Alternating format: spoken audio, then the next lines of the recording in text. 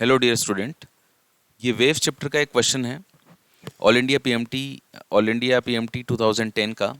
A tuning fork of frequency 512 hertz makes 4 beats per second with the vibrating string of a piano. देखो, ये मेरे पास में एक tuning fork ले लिया मैंने और ये 512 हर्ट्ज फ्रीक्वेंसी का था।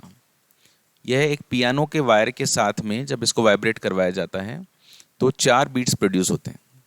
तो देखो, अगर मैं पियानो की फ्रीक्वेंसी जो है वायर की वो अगर एन मानता हूँ और 4 बीट्स प्रोड्यूस हो रहे हैं तो इसका मतलब एन की वैल्यू जो है वो तो या तो 512 से 4 ज़्यादा है या फिर 4 कम है।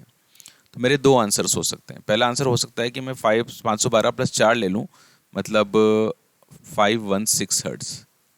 ओके, या फिर मेरा आंसर हो सकता है 512 में से 4 घटा दूँ तो ये हो जाएगा आपका 508 हर्ट्ज।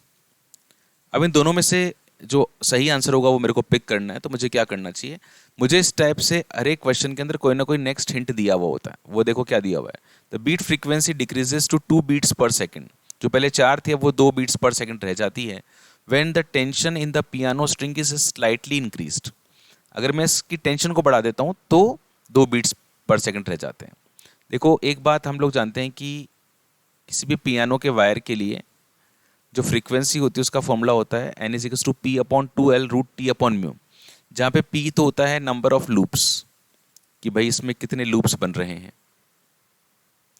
एल होती है इसकी लंबाई, टी होता है टेंशन और म्यू होता है मास पर यूनिट लेंथ। तो फ्रीक्वेंसी का जो रिलेशन है टेंशन के साथ में वो ये है। तो आप क्या कर रहे हो, टेंशन को बढ़ा रहे हो तो आपके बीट्स 2 रह जाना चाहिए। अगर आप टेंशन को बढ़ाते हो, मान लीजिए, और मैं आंसर को 516 मानता हूँ, तो टेंशन बढ़ेगी तो 517, 518, 519 ऐसे होगी। अगर मैं देखता हूँ कि मेरे बीट्स 2 रह जाने चाहिए तो ज़रा देखते हैं कि क्या 516 सही आंसर मानने पे 2 रह जाते हैं क्या। तो 512 और 516 के बीच का गैप कितना था, 4 का। अगर मैं इसकी टेंशन बढ़ा देता हूँ तो फ्रीक्वेंसी बढ़ जाएगी।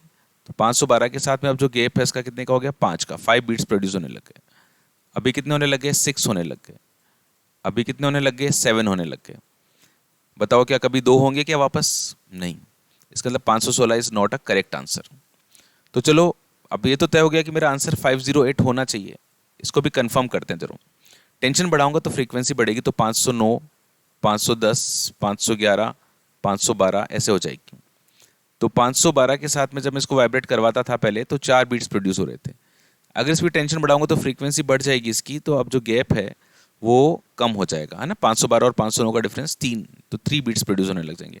और थोड़ा सा टेंशन बढ़ाया तो 510 हो सकती है, तो नंबर ऑफ बीट्स कितने हो गए, 2 हो गए। तो नंबर ऑफ बीट्स 2 मेरे यहाँ पर मैनेज हो रहे हैं। इसका मतलब 508 is the correct answer of this question. Okay, keep connected with me and God bless you. आपने जो भी सपना देखा आपके सुंदर भविष्य के लिए वो जरूर पूरा हो।